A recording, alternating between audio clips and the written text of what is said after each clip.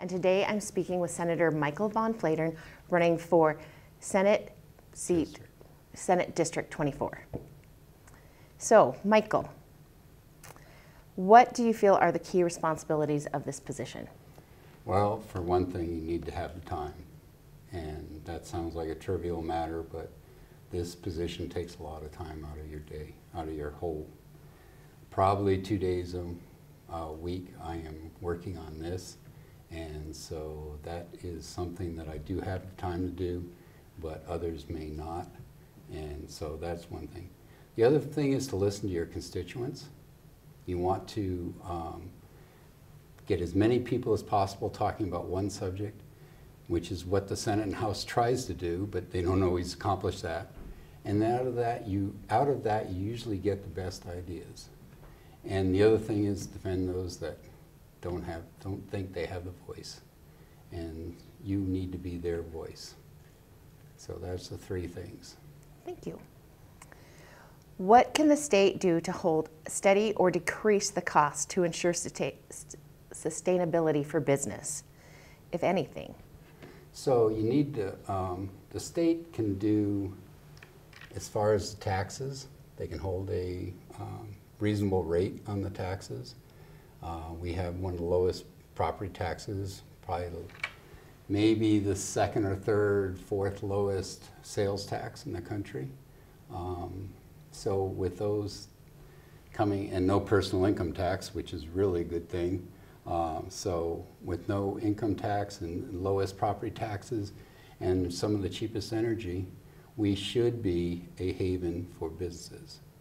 Until recently, until we had the slowdown, we could not attract businesses because they didn't want to pay $38 or $42 an hour.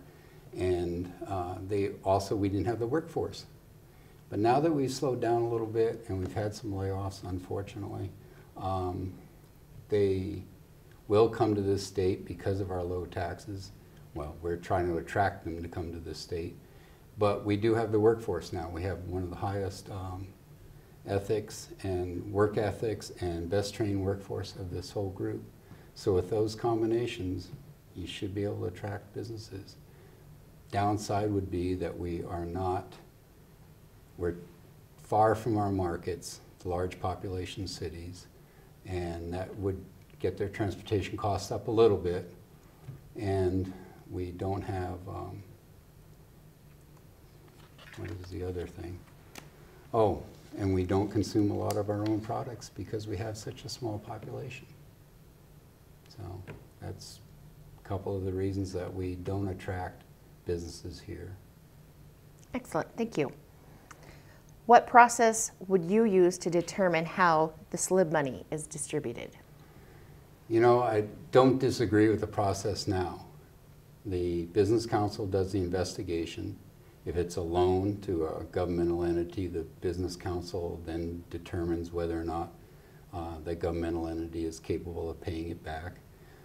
So they leave all the facts. They either make a recommendation, do pass, or don't pass, or pass so much for the loan, so much for grants. You know, they determine that. And then they give it to the SLIB board.